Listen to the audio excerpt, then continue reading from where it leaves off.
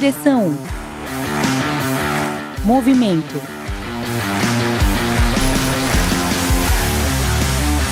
conexão,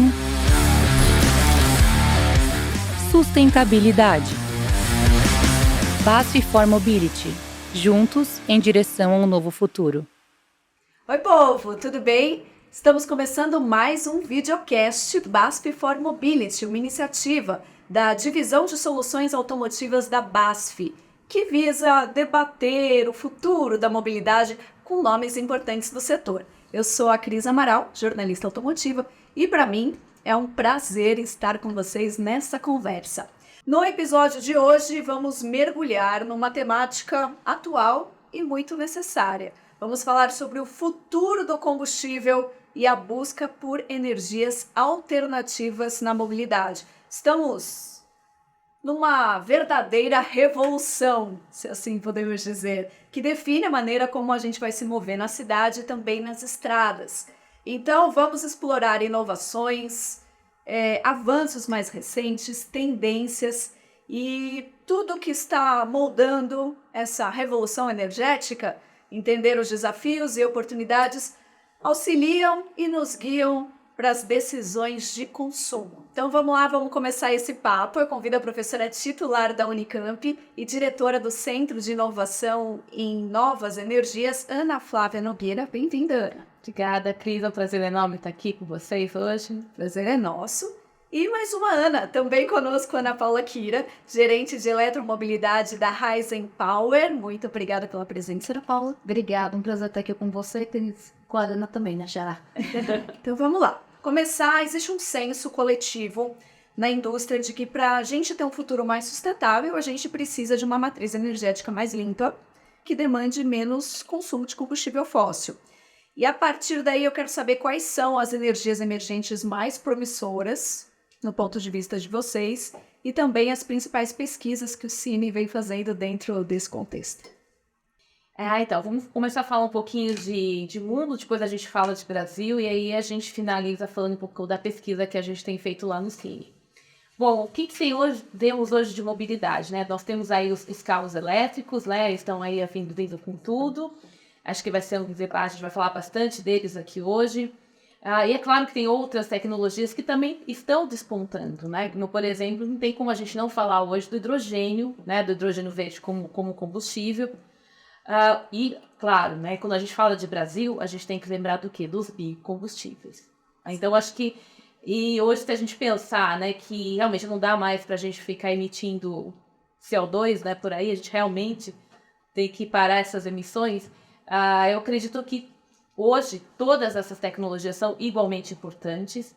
Eu acho que quem fala que sabe qual que é o futuro da mobilidade, para mim, está mentindo, porque não sabe, está tudo muito aberto.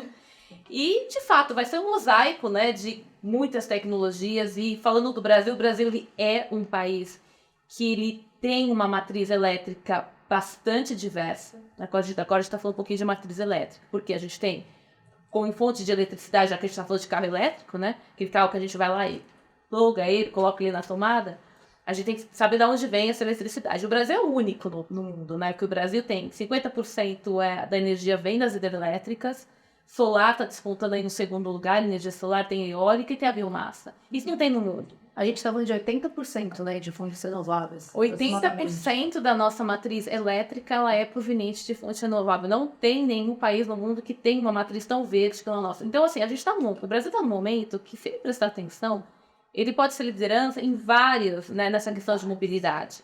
Por exemplo, o hidrogênio verde, se você não tiver uma matriz, se você não tiver o hidrogênio sendo produzido ou através da energia solar ou através da energia eólica, não faz sentido nenhum. Então, se a gente está falando do hidrogênio para o combustível, para o carro, ele tem que vir, né, de uma fonte renovável. Então, o Brasil está numa situação muito confortável, espero que a gente não perca, né, essa chance que a gente está tendo. E como é que o Cine, nosso centro lá, está se posicionando, né? O centro, ele tem pesquisa tanto na área de baterias, mas a gente está indo além do lítio, porque também acho que a gente vai tocar em algum momento qual que é o problema, né, do carro elétrico, né, que a gente sabe que estão nas baterias e qual que é o problema do lítio. Então, a gente também está pesquisando novas tecnologias para baterias. Então, uma que eu posso citar aqui para vocês é o lítio-oxigênio, lítio e enxofre e o lítio e substituir o lítio por sódio, por exemplo. Tá? Enfim, então a gente tem trabalhado nessa questão da bateria, mas também pensando no hidrogênio. Então a gente também tem um programa inteirinho que chama de Green Hydrogen, que é um programa inteiro para a produção de hidrogênio verde também. E aí para várias aplicações, não só também para mobilidade. Então a gente tem procurado aí cobrir, né, todas essas áreas da transição energética, desde a geração de energia, mas também a parte de armazenamento, que é super importante. Muito bom. Você falou do biocombustível, então já vou até aproveitar para levar a pergunta, porque a Raízen é referência global em biocombustível, então combustível produzido a partir de biomassa. E como é que a Raízen está se posicionando na mobilidade elétrica, né? Quais são os desafios dessa difusão da eletrificação? Não, bacana. Quando a gente pensa um pouco de Raízen, né, acho que vale a pena passar e dar um contexto de forma geral. A Raízen hoje ela é a maior produtora mundial de etanol proveniente da cana-de-açúcar. É uma joint venture, né, então uma sociedade entre a Shell e a Cosan, 50% em cada uma das companhias, que faz com que esteja no nosso DNA tanto a parte de distribuição de combustíveis quanto toda a cadeia de biocombustíveis e como a gente vai se posicionar de forma integrada nessa cadeia. Quando a gente olha o futuro, né, e aí como a Helena muito bem colocou também, a gente olha o portfólio de renováveis que o Brasil tem hoje, a Raízen naturalmente, além do biocombustíveis, também se posicionou numa jornada, né, de bioenergia, então a gente está falando aí de plantas solares, a própria biogeração, a geração de energia através da biomassa, dos aterros também, quando a gente produz então o biogás. E a gente olha então esse panorama geral, a gente fala também, né, do hidrogênio, e aí também proveniente do etanol, que eu acho que é uma alternativa que a gente pode trazer, impulsionando ainda mais talvez o transporte. Quando a gente fala, acho que a gente vai falar muito disso aqui também, como planeja, né, quais são os raios de atuação. Então, como a gente estava conversando, não tem bola de prata, né, não tem a resposta certa. Então, o posicionamento que a Raízen tem hoje muito é olhar o portfólio de forma integrada. Então, a gente vai atuar, né, continuar integrando desde os biocombustíveis até a mobilidade elétrica e falando muito de futuro também, olhando essa jornada de hidrogênio e que outras, né, energias a gente pode trabalhar para então ajudar nessa jornada de descarbonização. É exatamente isso, né? A gente vê muitas discussões, principalmente na internet, de pessoas elegendo uma fonte de energia, né? Essa é melhor que essa, por que estamos discutindo essa, se temos o etanol, porque a gente fica muita gente, me incomoda isso, tentando escolher uma, e por que não todas, né? Por que não trabalhar com esse portfólio mesmo? E aí eu até já emendo essa pergunta, porque a gente tem uma diversidade energética no Brasil, e vocês percebem, não sei se é só uma impressão minha, que tem uma falta de conhecimento sobre essas alternativas todas disponíveis?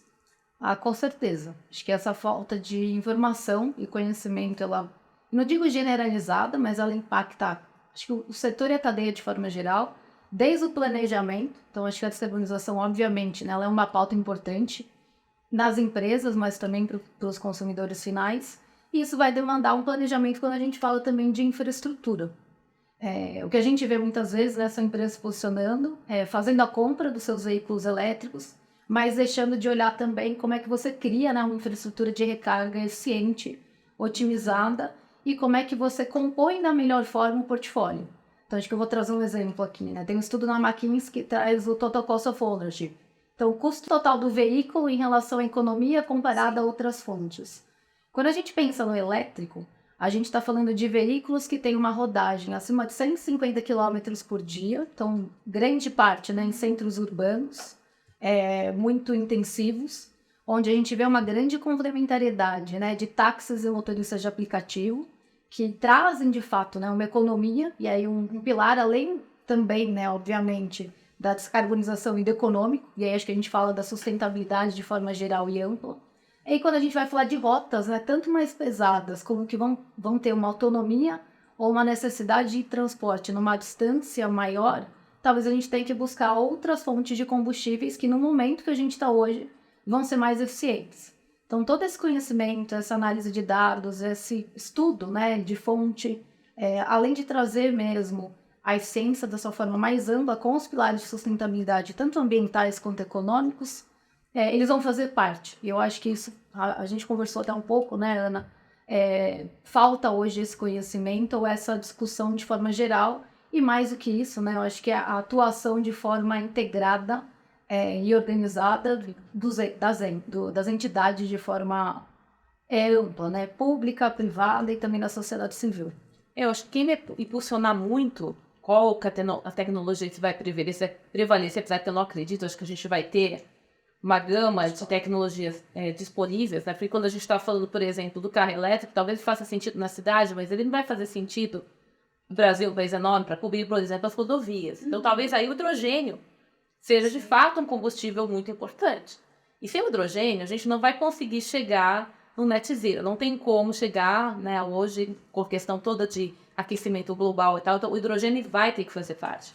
Porque se a gente pensar hoje, por exemplo, na biomassa, no biocombustível, mas eu estou captando lá o CO2, né, através, né, do crescimento da planta, da cana-de-açúcar, tudo bem, eu estou emitindo, mas eu estou captando também. Mas a gente tem que lembrar que você continua emitindo o CO2. E no caso do hidrogênio, o que a gente vai... A queima do hidrogênio é água, né? Então, não tem como a gente abater, né, e diminuir a emissão. Eu acho que isso é muito importante. Dos gases do efeito estufa sem hidrogênio. Então, o hidrogênio vai estar lá, mas talvez não para mobilidade. Enfim, apesar que a Europa e a Ásia apostam, inclusive, no hidrogênio também na mobilidade em cidade. E muito vai ser da demanda do consumidor, eu acho, também. E, além disso, do governo. Como que o governo e a iniciativa privada vão se posicionar frente a todas essas tecnologias? Então, assim, qual vai ser o futuro? Eu acho que depende todo desse conjunto. Agora, novamente, eu reforço, né? O Brasil está numa situação muito privilegiada. Então, agora é o momento, né, desse país aqui agora aproveitar que tem bastante sol, tem bastante biomassa, tem bastante vento, né? E fazer uma revolução aí, né, para esse momento de transição energética. Então, o Brasil está colocado, segundo a Bloomberg, para 2050, seu país está como primeiro colocado para comercializar o hidrogênio. Ou seja, a gente não só vai produzir, como a gente vai comercializar esse hidrogênio verde, que a Europa não tem condições, com a matriz suja que ela tem, porque vamos lembrar, né? O hidrogênio só faz sentido se ele vier de fonte renovável. Então, a Europa não tem condições. Por exemplo, a Alemanha ela vai conseguir produzir só 11% do hidrogênio dela. Então, ela vai ter que comprar. E o Brasil pode vender. Então, eu também não consigo imaginar a nossa frota aqui. Eu acredito que o hidrogênio também venha para o Brasil. Mas, de novo, a gente tem os biocombustíveis. A Ana falou, acho que o Brasil é muito forte nisso. A gente não vai ser livre dos carros movidos a etanol tão cedo. Tem alguns pesquisadores que acreditam que o uso do biocombustível, né, ele é no período de transição, mas que o futuro vai ser todo elétrico. Mas, quem sabe? Não sabemos, vamos aguardar. E eu acho que tem outros modais também, né? Sim. Quando a gente pensa no setor de aviação, por exemplo. Sim. A dificuldade, né, do hidrogênio ou até de uma eletrificação, por motivos óbvios, né, vai ser muito complexo. Então, aí o biocombustível, né, o SAF principalmente, entra como uma grande alternativa. Então, a hora que a gente avalia, né, a complexidade dos modais, as distâncias, traz um pouco a pitadinha, né, do cenário global. O quanto o Brasil ele é privilegiado, a gente tem espaço, né, para todas as fontes alternativas renováveis fazerem parte aí desse futuro. Então, acho que essa é a grande beleza, né, e o privilégio aí que a gente tem. Exatamente. E o legal desse papo é que vocês duas trazem perspectivas de diferentes setores, né? A gente tem a academia e a iniciativa privada. Como é que ambos podem atuar juntos de forma mais colaborativa para avançar nos estudos e pesquisas sobre as alternativas, né? Porque a gente vê em diversos setores a universidade sendo pouco consultada, digamos, né? É um local de pesquisas e muitas vezes a iniciativa privada tem ali aquela disposição, mas o contato não é tão grande. Então, no caso do Cine, tá? Eu acho que é importante mencionar como é o da Raizen. O Cine, ele tem como sponsors, né, tanto a Shell, sim, e a FAPESP, que é a Fundação de Amparo à Pesquisa do Estado de São Paulo. Então, o centro já é, né, o centro ele já tem a iniciativa privada, a Shell, e as instituições aqui, né? Já nasceu para diminuir essa distância. Então, as instituições, né, institutos de pesquisa e universidades aqui do Estado de São Paulo. Então, já é essa combinação, né, é um centro que a gente chama de centro de pesquisa em engenharia. Então, já tem essa... Então, isso é muito importante, porque por que pra gente lá na academia a iniciativa privada ela é importante? Porque ela vai nos direcionar a solucionar problemas que são reais. E muitos desses problemas reais, sem a pesquisa, você também não vai conseguir resolver. Então, é quase que uma estrada aí de mão dupla, porque a academia precisa da iniciativa privada para impulsionar investimento e tudo mais na pesquisa, mas a iniciativa privada também precisa do conhecimento que é gerado lá. Porque, às vezes, a solução está lá, na academia, com seus pesquisadores, com seus recursos humanos. Então, essa sinergia é muito bacana. Então, o que a gente está vendo hoje no CIF, os produtos que a gente está desenvolvendo lá, tem interesse da iniciativa privada. Então, por exemplo, a gente pode falar um pouquinho da primeira startup do Cine, que é justamente para ter uma fábrica de baterias no Brasil. Porque a gente está falando de carro elétrico, e 75% das baterias dos carros elétricos vem da China. E aí, qual que é o problema todo? Se a gente olhar a matriz energética da China, ela é super suja. Então, essa bateria que é produzida lá, ela já vem com uma pegada de carbono, assim, imensa. Aí você coloca lá, as baterias são pesadas. Então, você tem o transporte, da onde é produzida a bateria. Depois, essas baterias são transportadas para o Brasil. Né? Enfim, então chegam aqui com uma pegada enorme. Então, a gente tem que olhar o ciclo todo. Então, a gente precisa desenvolver o quê? A indústria local, isso é importante, e procurar alternativas que sejam, por exemplo, o lítio. O lítio é um problema, né? Por quê? Porque o lítio está concentrado em alguns poucos países, né? Então, a gente tem que pensar tudo isso. E aí é onde entra a academia. Olha, mas a gente tem uma alternativa que é o lítio, que talvez seja interessante, que é, por exemplo, a bateria de sódio. Sódio é o sal de cozinha, né?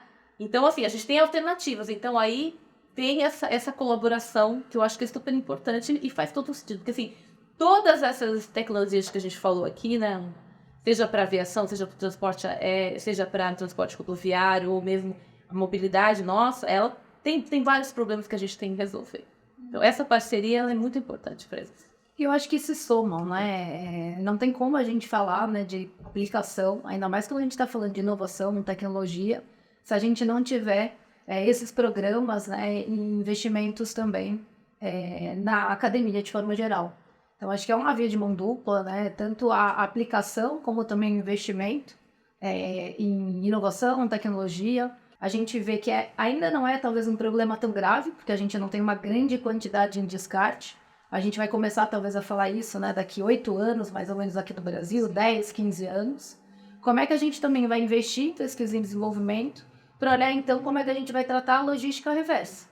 Tanto a reutilização, então as baterias dos veículos, né, elas podem ser reutilizadas no nosso grid, né, na distribuição de energia de forma geral, até para ajudar a setar de forma geral as intermitências das fontes renováveis, da solar e da eólica. Então, a bateria ela entra como um composto, né, complementar, de fato, a essa cadeia. E ainda mais, né, quando ela não tiver essa utilização, como é que a gente faz, então, o descarte, né, a separação dos resíduos, para que elas virem uma nova bateria e aí a gente reduza, né, ou minimize, então, o impacto de carbono. Então, lembrando que o Brasil não tem nenhuma fábrica de baterias de íon lítio, né? Então, a gente está falando aqui que, sim, se a gente quiser mesmo, o Brasil quiser apostar, é o que os países estão fazendo lá fora, né? Para sair dessa dependência com a China, que a gente falou um pouquinho aí de a gente tentar diversificar a matriz. A gente também tem que começar a diversificar essa dependência que a gente tem com alguns países em setores de tecnologias que são muito estratégicas. E essa é uma delas. Então, você ter aqui uma indústria de baterias é super importante, não só da produção das baterias, mas, que nem a Ana falou, da própria reciclagem.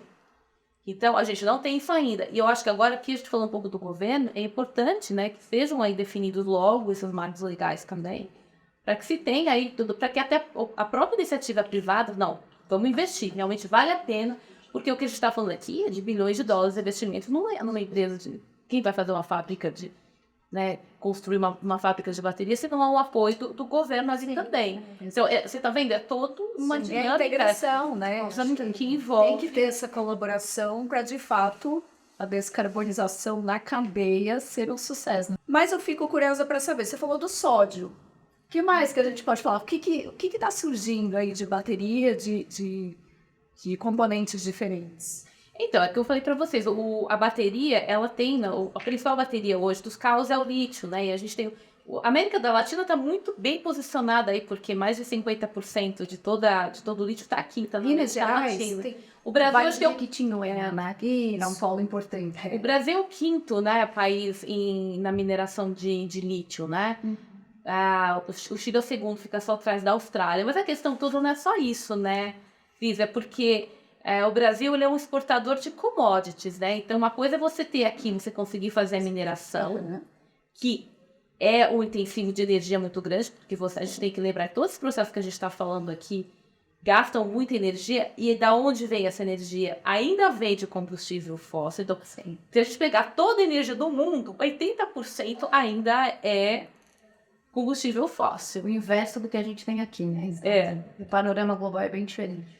Então, assim, a mineração, ela é algo que é muito intensivo em energia, a gente faz isso, mas a questão toda é que a gente não consegue transformar aquilo no produto em si, na bateria. Né? Então, uma alternativa é o sódio, mas o que acontece com o sódio? Poxa, por que então não estão se produzindo, né? Por que a China optou pelo lítio? Tem uma pequena diferença entre o lítio e o sódio, que lembrar das aulas de química lá da tabela periódica. O sódio está embaixo do lítio ali, né? Eles são vizinhos, né? Significa que o sódio é um pouquinho maior.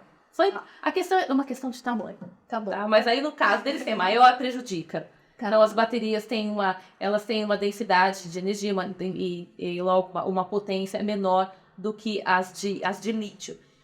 Porém, são muito mais baratas. Se a gente pensar que a gente poderia produzir aqui, e de fato a gente tem observado, não só no Brasil, mas no resto do mundo, uma pesquisa intensiva nessas baterias de sódio.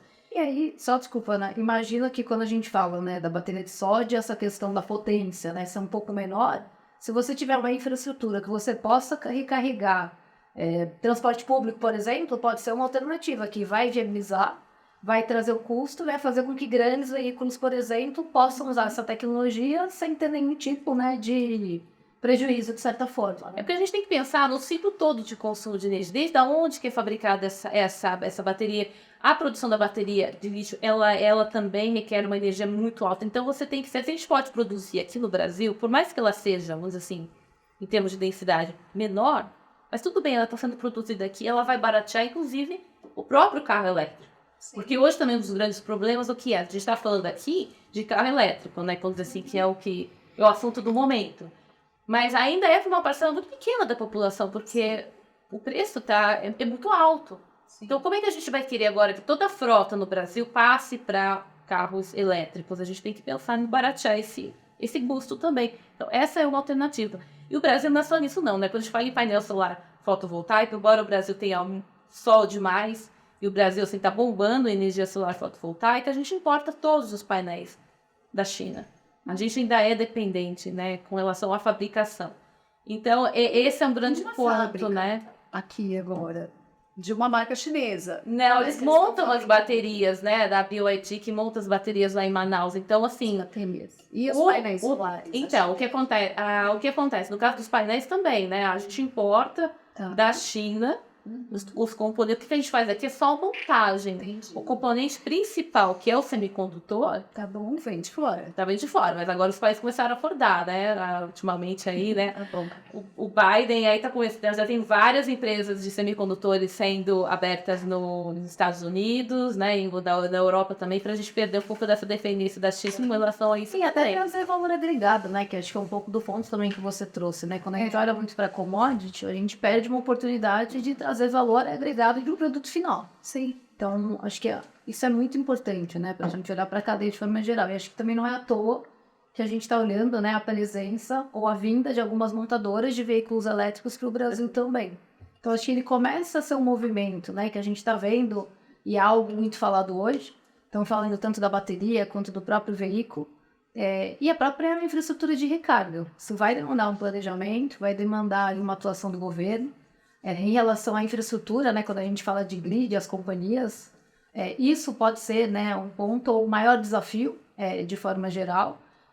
Uma vez que quando a gente fala de geração, olhando fundo solar e principalmente eólica também, a gente tem um pipeline, né, uma linha, né, de projetos de mais de 200 gigawatt de capacidade instalada que já foram homologados no ANEEL. Então a gente tem aí, né, para os próximos anos, uma boa perspectiva, falando de energias renováveis, mas obviamente, né, acho que a gente pode olhar a complementaridade e como esse tema vai se falar. Olhando aí a quantidade de projetos, olhando a vinda das montadoras, o que a gente acredita, né, é que o preço desse veículo ele vai começar a cair. Em mais ou menos 2025, 2026, a gente vai ter um ponto de equilíbrio entre os veículos a combustão e os veículos elétricos. E falando aí de motoristas que acabam já tendo, né, um distanciamento, uma autonomia muito maior, por mais que o veículo seja mais caro, a gente já está vendo aí veículos com uma autonomia interessante no patamar de R$150 mil. Quando a gente coloca na conta, né, o valor do veículo, o custo de abastecimento do combustível e da eletrificação, a manutenção que também é muito mais barata, e o valor residual, para motoristas que hoje, né, já rodam mais de 200 km por dia, a conta já fecha. Então, acho que, obviamente, né, para toda a população isso ainda demora, mas a gente está falando aí hoje do carro mais barato no Brasil, com um valor médio de R$80 mil. Então, acho que, olhando dessa forma, né, vale a pena. E se a gente ampliar, né, e pensar no carro como um todo, porque tem um pessoal vendo a conta do mês, né? Então, assim, o carro, a casa, a energia da casa e a energia do carro. Tem um exemplo de um casal que eu conheci recentemente que tem uma casa em Alphaville. E aí eles pararam e pensaram, não, vamos mudar os 2 carros por elétricos e vamos colocar placas solares na casa. E aí, fazendo a conta, que você disse, né, a gente já começa a fazer a conta de um carro de 80 mil e um carro de 150, olha de onde eles partiram. Eles disseram que eles chegaram a gastar 600, 800 reais na época que mudou a bandeira de energia na casa. Com o carro mais o combustível era uma conta de R$2.000. Fizeram um investimento na placa solar, eles conseguem abastecer os 2 carros, abastecer a casa, gerar uma sobra para a rede e gastam a taxa de 100 e alguma coisa.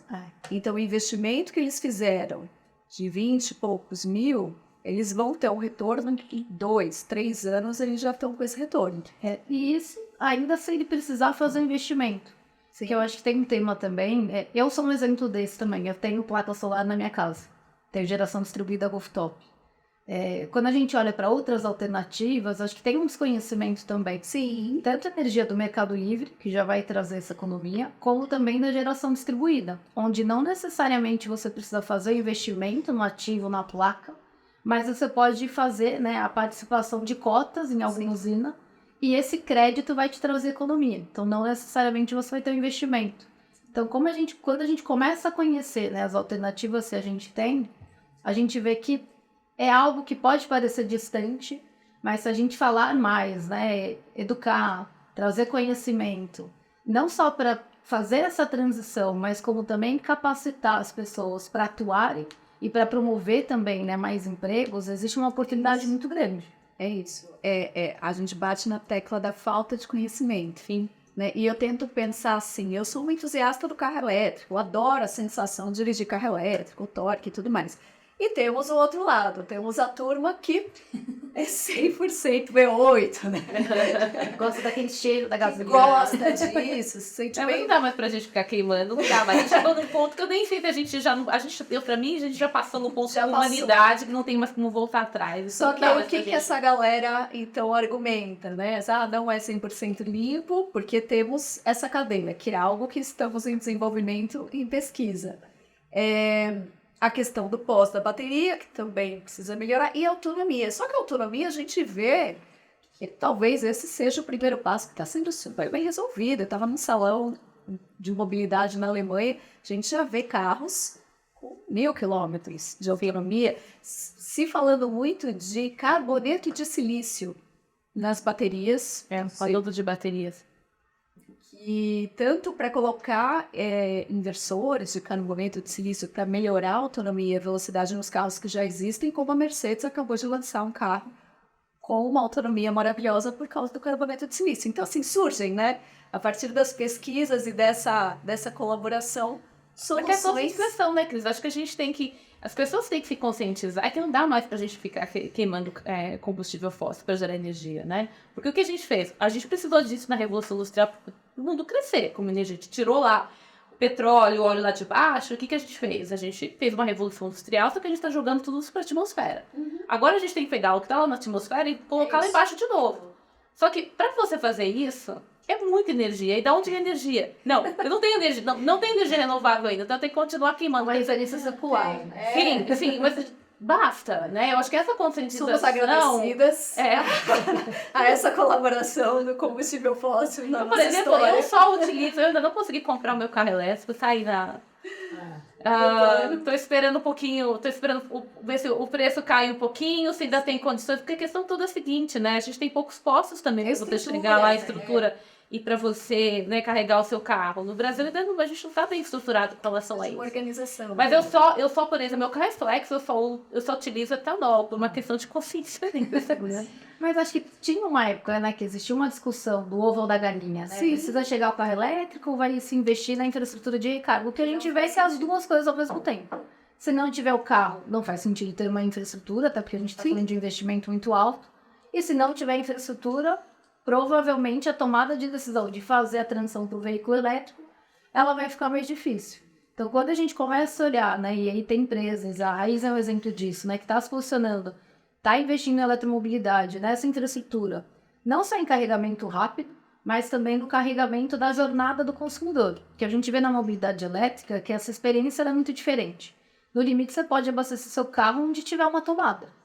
Então, como é que você traz esse conhecimento também, esse planejamento para dentro da tecnologia e da rotina do consumidor? Você falou um pouco da autonomia, né, de veículos com 1.000 quilômetros, por exemplo. Se você não tiver o Range Side, né, que é a preocupação de abastecimento pela falta de infraestrutura, que é natural que aconteça, até porque tem um desconhecimento. Quando você tem experiência, por exemplo, de dirigir um Tesla, isso não é uma preocupação. Porque o próprio veículo ele já vai te dirigir, né? Ele vai te alertar e vai mostrar a localização do ponto que você precisa abastecer. Então, não necessariamente você vai precisar, né, ter o dispêndio, o investimento num carro com 1.000 quilômetros de autonomia. É isso. É a experiência que a falta de conhecimento traz alguns julgamentos. Então, é preciso ter conhecimento. Então, agradeço demais nosso podcast de Anas. Foi muito bom conversar com vocês e entender um pouco mais sobre esse universo de energias, os trabalhos que são feitos na iniciativa privada, na academia. Muito obrigada mesmo por essa conversa engrandecedora. Obrigada. Muito obrigada também a você que nos assistiu. Esse foi só mais um episódio do BASF for Mobility. No YouTube da BASF, logo a gente tem mais conversas e até lá a gente te convida a acessar esse link e conhecer um pouco mais sobre soluções automotivas da BASF. Até mais! BASF. We create chemistry.